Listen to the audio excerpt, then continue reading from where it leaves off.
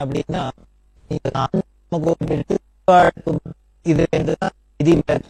சொல்லி ராஜா ஒரு தாயாளமா இந்த ஒரு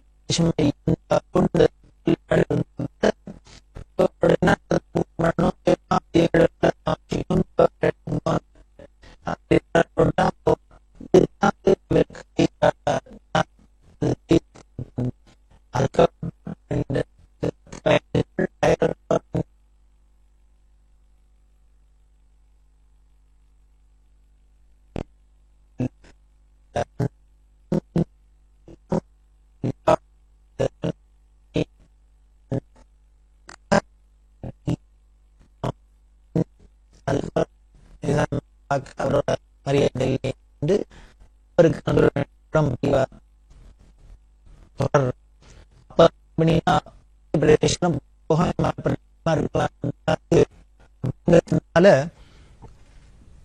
பாதி சாமான்கள் கொண்டு போன இந்த கால்நடை ஆடு மாடு இது மாதிரி இருக்குமே, இந்த பரிவா இருக்கல கால்நடைகள்லாம் இருக்கு, இதுல சிலதெல்லாம் என்ன பண்ணினா அங்கே விட்டுட்டு வந்தா. நிசாம்கிட்ட சொல்லிட்டு கிட்டத்தட்ட 4 வருஷம் பெரியவா காசி யாத்திரை பண்ணிட்டு திரும்பி வர வரைக்கும் இந்த மடத்துல பாதி சாமான்கள் அங்க ஹைதராபாத்லயே வைக்கப்பட்டிருந்து ராஜாக்களோட பாதுகாப்புல. அதுக்கப்புறம் சிகந்தராபாத் வந்தா. சிகந்தராபாத் எல்லாம் தரிசனம் பண்ணிட்டு பல இடங்கள்ல சுத்திண்டு மகாராஷ்டிரத்துல திரியம்பகம் அப்படிங்கிற க்ஷேத்திரம் இருக்கு, அதெல்லாம் தரிசனம் பண்ணிட்டு மத்திய பிரதேசத்துக்குள்ள யாத்திரை பண்ணிட்டு இருக்கிறது தான். முதல்ல சொன்னாப்புல ரொம்ப கடுமையான வெயில், எப்படின்னா 120 டிகிரி வெயில். பாத்துங்கோ, போன வாளுக்கெல்லாம் மூக்கால கண்ணாலாம் ரத்தம் வர அளவுக்கு 120 டிகிரி வெயில் தாங்க முடியல. அந்த வெயில் பழக்கப்பட்டது இல்ல. வந்த பரிவாரங்கள்லாம் ரொம்ப என்ன பண்றதுன்னு தெரியல. பல பேருக்கு உடம்பு சரியில்லாத போயிடுத்து. ரொம்ப ஒரு சிரமமான தசையா ஆயிடுத்து. தண்ணீர் கஷ்டமா வேற போயிடுத்து.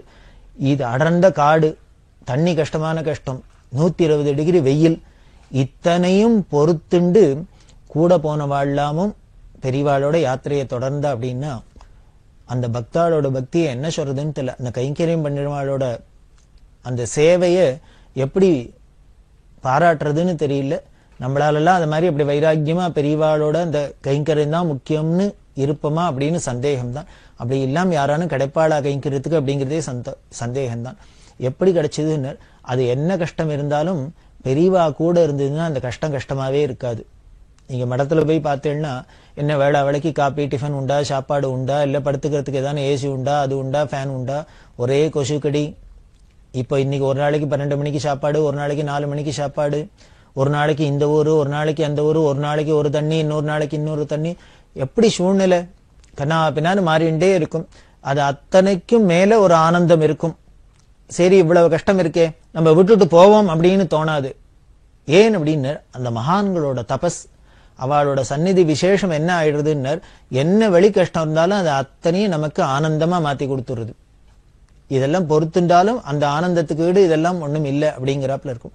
அப்படிதான் இங்கேயும் இந்த மத்திய பிரதேசத்துல யாத்திரையில இருக்கிறதே ரொம்ப பல சிரமங்களுக்கு நடுப்புதான் இவ போக வேண்டியிருந்தது.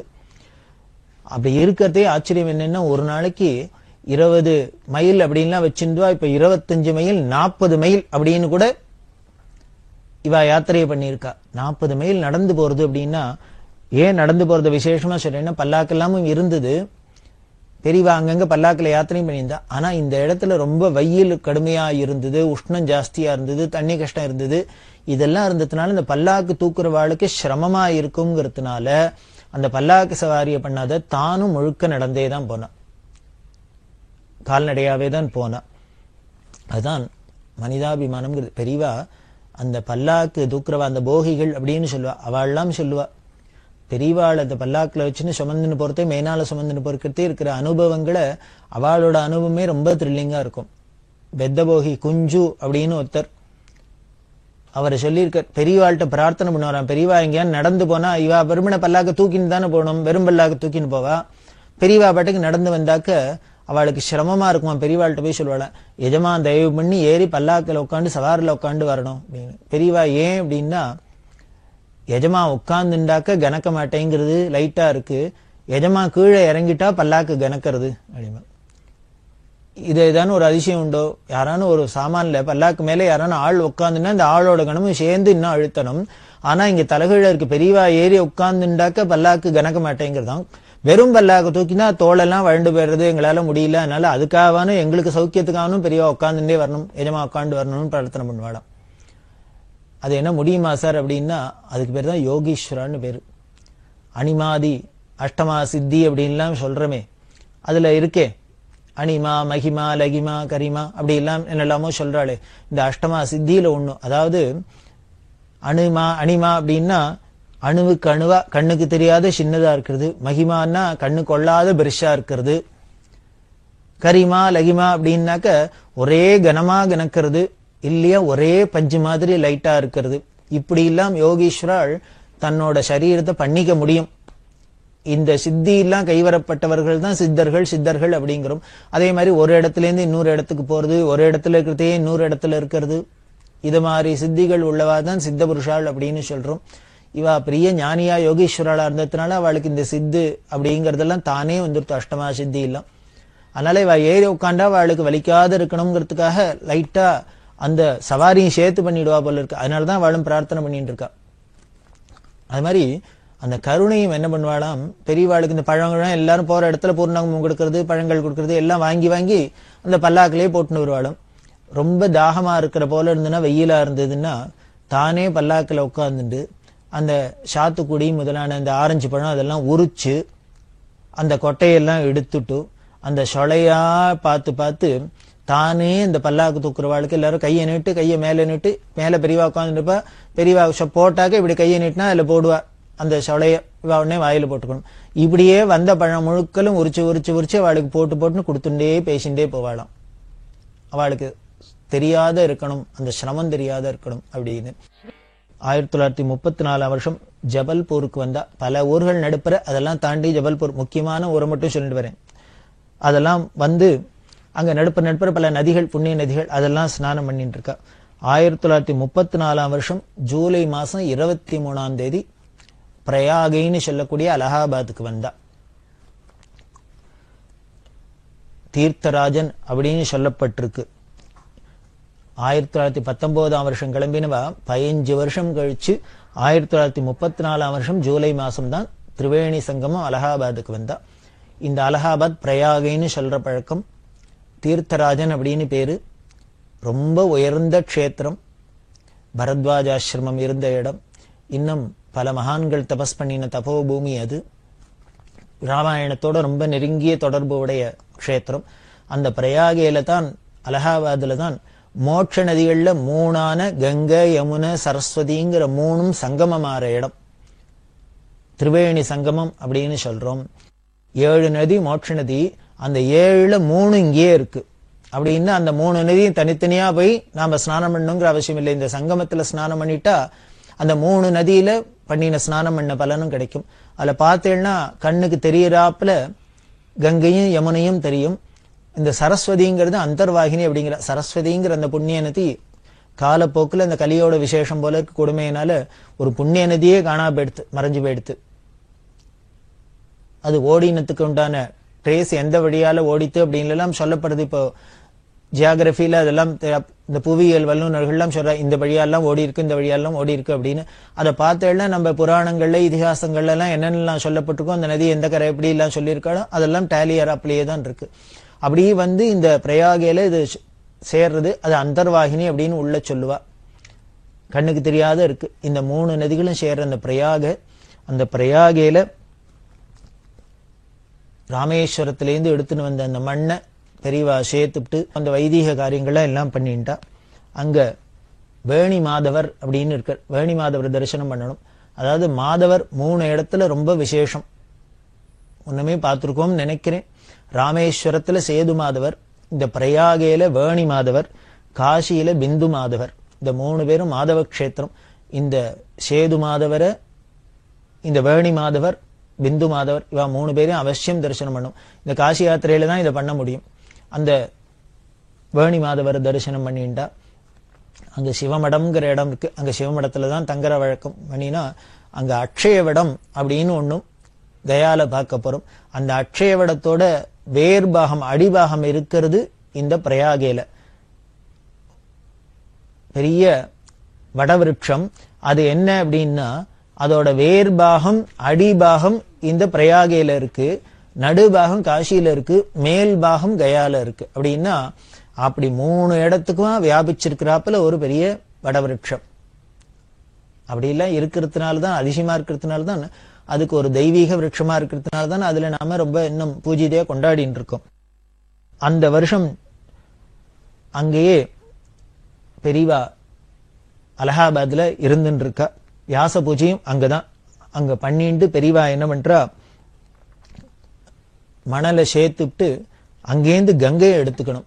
கங்கை எங்க எடுக்கணும் அப்படின்னா பிரயாகேல தான் எடுக்கணும். காசி யாத்திரை பண்றதே கங்கைய பிரயாகேல அலகாபாத்ல தான் எடுக்கணும். காரணம், அலகாபாத்துக்கு அப்புறம் இந்த திரிவேணி சங்கமத்துல சரஸ்வதி யமுனையோட சேர்ந்துறதுனால சுத்த கங்கையை தான் எடுக்கணும்.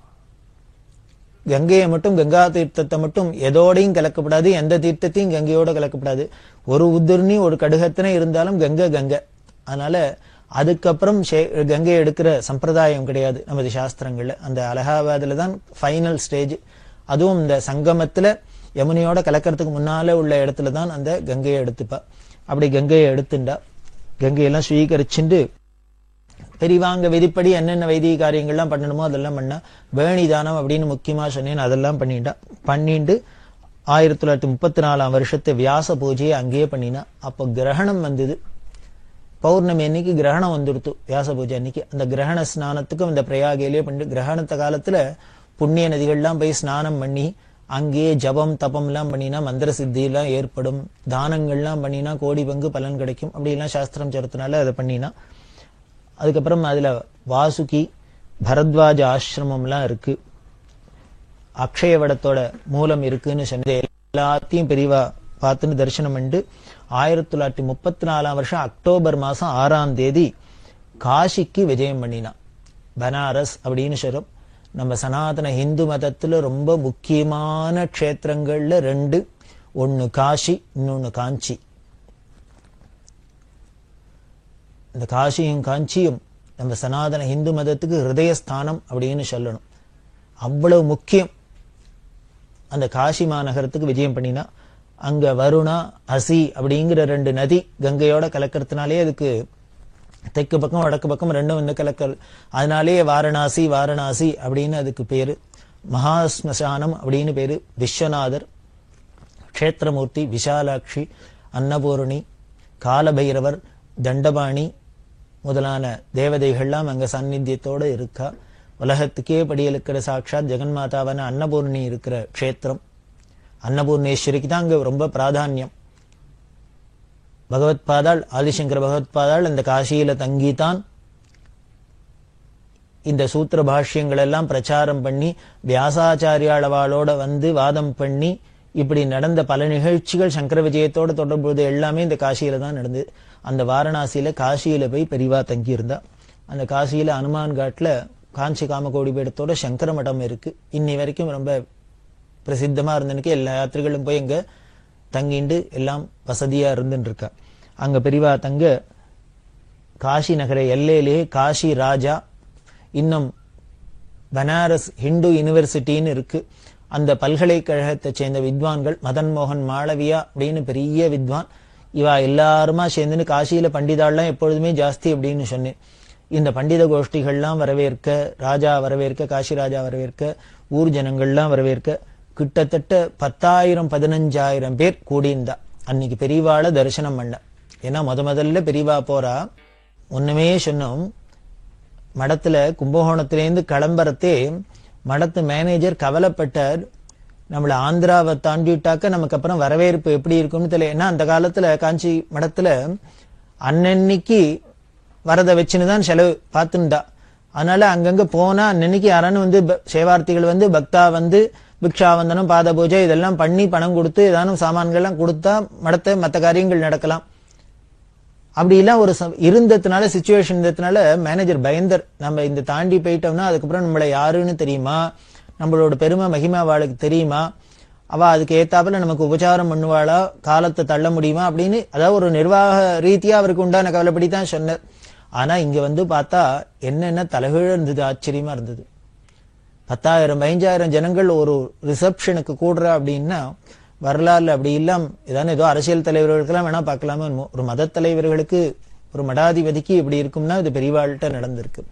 அத்தனை பேரும் ஆசைப்பட்டு பார்த்தேன்னா சில போட்டோக்கள்லாம் இருக்கு அந்த காலத்துல எடுத்தது. எங்க பார்த்தாலும் பெரியவா அந்த யாத்திரை வர இடத்துல ஒரே தலையாதான் தெரியும். இருக்கிற கட்டடங்க மேல அது மேல மரத்து மேல மட்ட மேலன்னு எல்லாத்துலயும் எரிண்டு பெரியவாளை எப்படியானும் ஒரு தரமானு பாத்திர மாட்டோமா, துளியானும் அந்த கடாட்சம் மேல பட்டுறாதா அப்படின்னு ஏங்கிண்டு பார்த்துட்டு நிக்கிறாப்புலே இருக்கும். பல போட்டோக்கள்லாம் அப்படி இருக்கு. அப்படி காசியில ரொம்ப பெரிய வரவேற்பு விஜயம் பெரியவா. அங்க கங்கா ஸ்நானம் பண்ணி பல கட்டங்கள் இருக்கு. அதுல முக்கியமானது 5 கட்டம், மணிகன்னிகா முதலான கட்டங்கள், அதெல்லாம் ஸ்நானம் பண்ணிட்டு அங்கங்க வைதீக காரியங்களை என்னென்ன பண்ணுமோ பண்ணிட்டு விஸ்வநாதர் விசாலாட்சி அன்னபூர்ணி வாழலாம் தரிசனம் பண்ணிட்டா. 10,000 பேர் 15,000 பேர் நோம். காசிக்கு பேர்ந்தவாளுக்கு தெரியும் எல்லாம் ஒரே சந்தா இருக்கும். விஸ்வநாதர் கோவில் எப்படி இருக்கும் அப்படின்னார், நாம என்ன கற்பனை பண்ணிட்டு ஏதோ காசி இப்படிப்பட்ட பெரிய ராஜதானி அப்படின்னு சொல்லுமே சனாதன மதத்துக்கு, அவ்வளவு புராண ரீதியா வரலாறு ரீதியா இப்படி எல்லாம் மகிமே பிரசித்தம்லாம் சொல்ற ஊர்னா விஸ்வநாதர் கோவில்னா என்னமோ பெருசா நம்பூர் தஞ்சாவூர் பிரகதீஸ்வர கோவில் மாதிரி இருக்கும். அப்படி இருக்கும்னு கற்பனை கொண்டு போனோம்னா ஏமாந்து போயிடும். என்னென்ன ஒரு வீடு மாதிரி இருக்கும். அதுக்குள்ள பார்த்தா 12 ஜோதிர்லிங்கத்துல ஒருத்தர் விஸ்வநாதர், அவர் உட்கார்ந்துட்டு இருப்பார். யாரு வேணா போய் அவாவா கங்கா தீர்த்தத்தினால பாலால அபிஷேகம் பண்ணலாம், பில்வார்ச்சனை பண்ணலாம், எல்லாம் பண்ணலாம். அந்த பூஜா காலங்கள்ல அந்த பண்டாக்கள்லாம் வந்து பண்றதே உள்ள தரிசனம் தான் பண்ணலாம், நம்ம தொட முடியாத வழியை. மற்ற நேரத்துல யாரு வேணா போய் சுவாமிய தொட்டு பண்றாப்புல இருக்கும். வடதேசங்கள்ல பல இடங்கள்ல அப்படிதான். ஏன் அப்படி இருக்கு, ஒரு சந்து ஒரே சந்தா இருக்கும். சந்து பொந்துக்குள்ள அதுலயும் 2 பக்கம் கடை கண்ணி ஜனங்கள்னா எய்தாப்புல போறவா அந்த பக்கம் ஒருத்தர் வர முடியாது, அப்படி இருக்கும். அதுலயே வண்டி போகும், ரிக்ஷா போகும், எல்லாம் போகும். அவ்வளவு ஒரே கச்ச கச்ச கச்ச கச்சன்னு இருக்கும். பாக்குறவாளுக்கு என்னமோ ஒரு மாதிரி இந்த நாகரிகத்தை விரும்புறவாளுக்கு, கொஞ்சம் அப்படி சௌக்கியத்தை விரும்புறவாளுக்கு எல்லாம் பார்த்தா ஒரு அனீசியா இருக்கும்.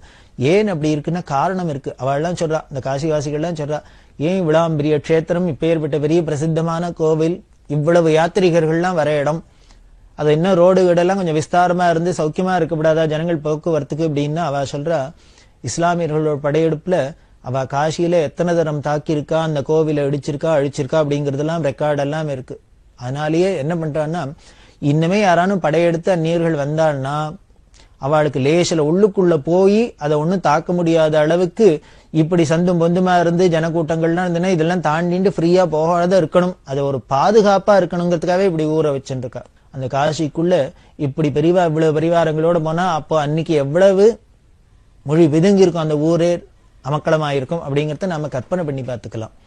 அப்படிதான் இந்த காசியில இருந்து யாத்திரை பண்ணினா அங்க ஆச்சாரியால் ஸ்தாபிதம் பண்ணின இன்னும் சில மடங்கள்லாம் இருக்கிறதா அங்க சொல்லப்படுறது. சுமேரு மடம் முதலான மடங்கள்லாம் அங்க இருக்கிறதா சொல்லப்படுது. அங்கெல்லாம் போய் பெரியவா விஜயம் பண்ணினா கௌடதேச சன்னியாசிகள் அப்படின்லாம் சொல்லுவா. அதாவது நமது சனாதன மதத்துல பாரத தேசத்தை 2ஆ பிரிச்சது. விந்திய மலைக்கு வடக்கு பக்கம் இருக்கிறது, தெற்கு பக்கம் இருக்கிறது. அந்த வடக்கு அந்த பிரதேசங்கள் எல்லாம் கௌட தேசம் அப்படின்னும், தெற்கு இந்த தென்மேற்கு இந்த பிரதேசங்கள்லாம் திராவிட தேசம் அப்படின்னு வச்சுது. அந்தையும் 5ஆ பிரிச்சுது. பஞ்ச கௌடாஸ் பஞ்ச திராவிடாஸ் அப்படின்லாம் சொல்ற வழக்கம்.